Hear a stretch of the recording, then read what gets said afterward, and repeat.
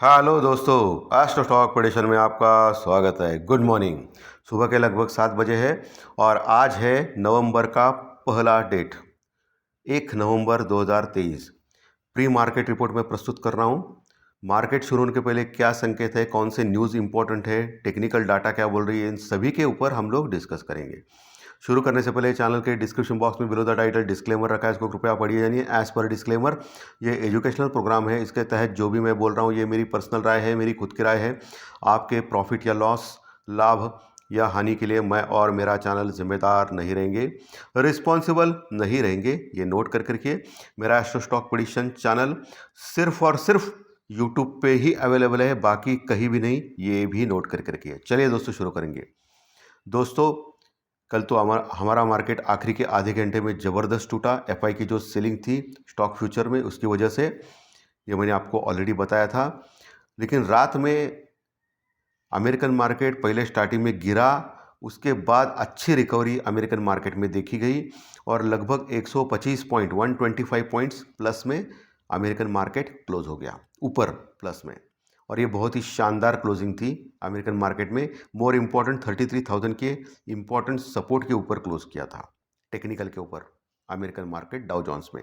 ये बढ़िया बात थी। लेकिन आज सुबह डाउ फ्यूचर ने अपनी जो गेन थी 125 पॉइंट की, जो बढ़त थी, कल की जो क्लोजिंग थी, वो लगभग गंवाई है और अभी लगभग 100 पॉइंट माइनस में चल रहा है दोस्तों डाउ फ्यूचर।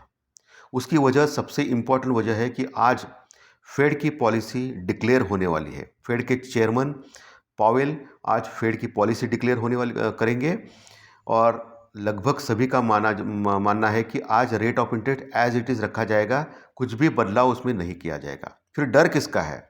डर इसका है कि उसके बाद जो कमेंट्री होगी फेड के चेयरमैन की, वो कमेंट्री से डर गया है अमेरिका, क्योंकि बॉन्ड यील्ड भी स्लाइटली बढ़ गया है, डॉलर इंडेक्स में भी थोड़ा सा उछाल आ गया है। और मैंने आपको सिखाया था इस एजुकेशनल चैनल के ऊपर, डॉलर इंडेक्स और बॉन्ड यील्ड, ये दोनों चीज़ें देखनी है आपको मार्केट में आगे बढ़ने से। अगर डॉलर इंडेक्स और बॉन्ड यील्ड बढ़ रही है तो मार्केट गिरेगा ग्लोबली, डॉलर इंडेक्स और बॉन्ड यील्ड घट रही है तो मार्केट बढ़ेगा। सीधा सीधा मतलब है।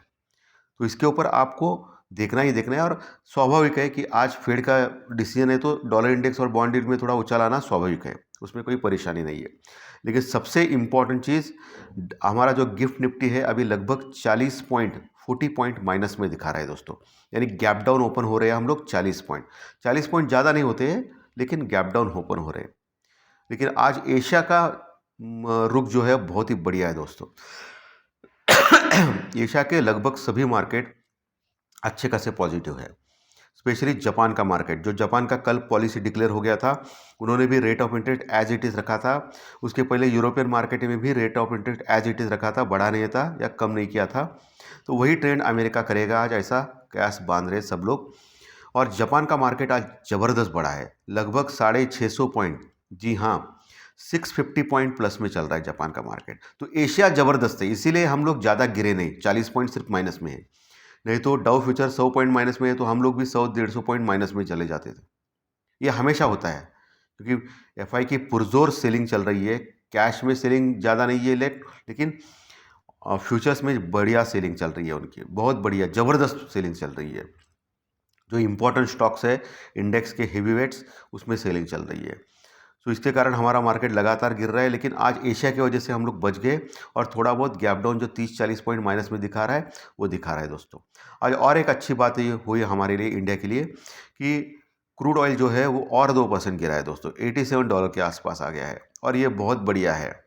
जब से वो इसराइल और हमास के युद्ध छिड़ रहा था, तब $97 के पास तक गया था क्रूड ऑयल कुछ दिनों पहले, लेकिन अभी फिर से $87 के आसपास आ गया है। और ये हमारी इकोनॉमी के लिए अब बहुत ही अच्छा है, क्योंकि हम लोग को हर रोज़ तेल लेना पड़ता है, कच्चा तेल यानी क्रूड ऑयल। क्योंकि हमारी जो है पूरा पॉपुलेशन ज़्यादा है, इंडिया का नंबर 1 वर्ल्ड में है, इसलिए हमको तेल ज़्यादा लगता है, कच्चा तेल। कच्चा तेल का रेट कम होना हमारी इकोनॉमी के लिए बहुत बढ़िया बात है। Indian rupees dollar as it is है। पुट कॉल रेशो 1 के नीचे गया है। पुट कॉल रेशो निफ्टी का 0.80 के पास है, बैंक निफ्टी का भी लगभग 0.80 के पास है। सो पुट कॉल रेशो में तो ठीक ठाक है, अच्छा खासे नीचे आ गए हम लोग। और एक झटका लग गया तो नीचे से फिर से बाय बनता है मार्केट में, नीचे से बाय बनता है इंपॉर्टेंट सपोर्ट के पास, और ऊपर सेल ऑन राइज बनता है ऊपर। दोपहर के बाद फिर से सेलिंग आ सकती है, क्योंकि आज रात फेड की पॉलिसी डिक्लेयर होने वाली है अमेरिका में। इसके चलते हुए दोपहर के बाद फिर से सेलिंग आ सकती है मार्केट में, ये ध्यान में रखिए आपको, ठीक है। इसलिए मैं ज़ोर ज़ोर से बोल रहा हूँ, ध्यान में रखना इंपॉर्टेंट है।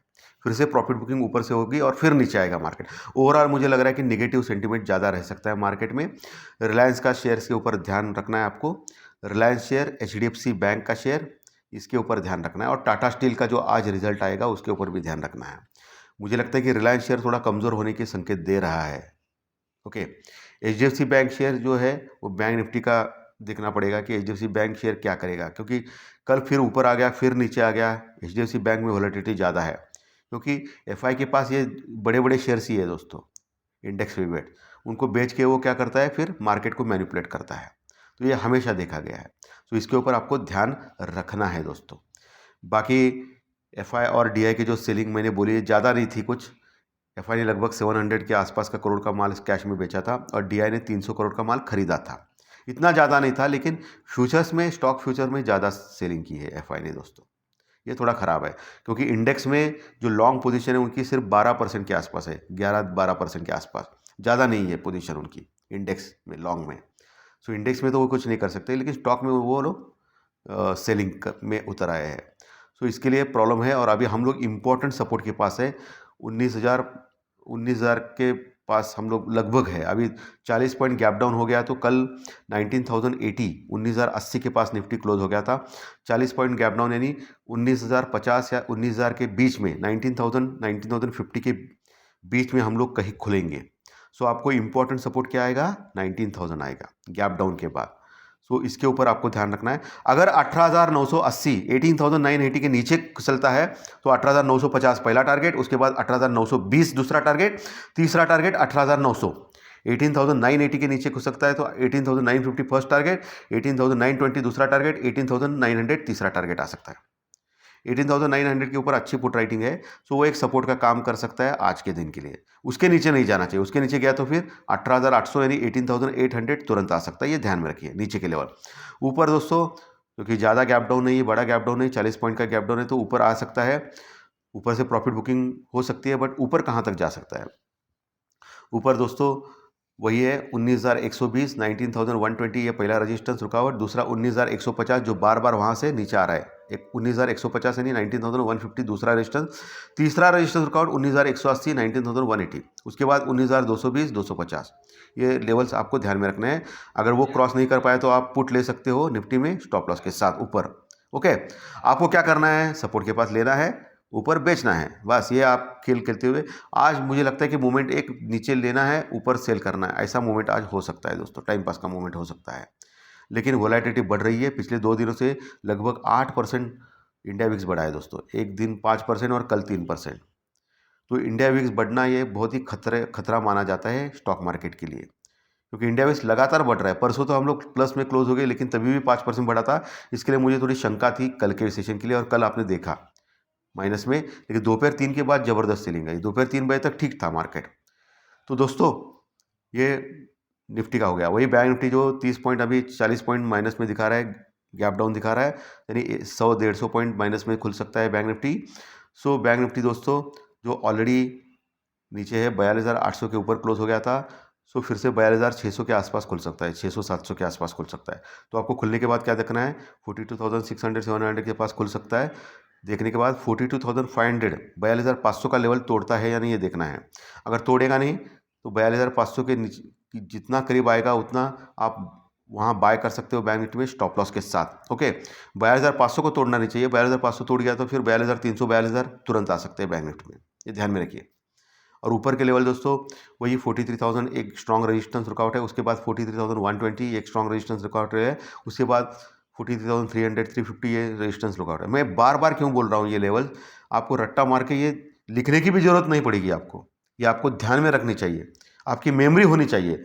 जब भी मार्केट वहाँ आता है तभी आपको याद आना चाहिए कि अरे हाँ ये रेजिस्टेंस है, ये सपोर्ट है, उसके ऊपर आपको काम करना है, सिंपल है बॉस, ओके। सो ये लेवल्स आपको ध्यान में रखने हैं आज के दिन के लिए दोस्तों। Indian rupee dollar as it is रखा, कुछ चेंज नहीं हुआ कल के दिन, उसके ऊपर भी ध्यान रखना है। इसराइल हमास की युद्ध चल रही है, जैसा रशिया यूक्रेन चल रहा था सालों साल, अभी इसराइल हमास की युद्ध सालों साल नहीं चलना चाहिए। यही प्रार्थना कीजिए दोस्तों, ये युद्ध जो होता है वो ख़राब होता है, आम जनता उसमें बर्बाद हो जाती है। बाकी जो लोग होते हैं युद्ध करने वाले लोग, उनको कोई फ़र्क नहीं पड़ता है, लेकिन आम जनता जो होता है, नॉर्मल इंसान होता है, उनको बहुत सहना पड़ता है इसमें, बाल बच्चे बच्चे सबको। तो ये वॉर, ये किसी समस्या का हल नहीं होता है। तो धन्यवाद दोस्तों, आज का विश्लेषण अच्छा लगा तो लाइक दबाइए, कमेंट बॉक्स में ज़रूर कमेंट लिखिए, और जो नए दर्शक पहली बार चैनल देख रहे हो सब्सक्राइब बटन ज़रूर दबाएं, ताकि आपको हर दिन के 2 या 3 वीडियोस इसी चैनल के ऊपर, सिर्फ यूट्यूब के ऊपर ज़रूर देखने मिलेंगे। धन्यवाद, थैंक यू वेरी मच। फिर मिलेंगे फाइनेंशियल एस्ट्रोलॉजी स्टॉक मार्केट के प्रेडिक्शन में दोपहर 4 बजे। Thank you very much, thank you.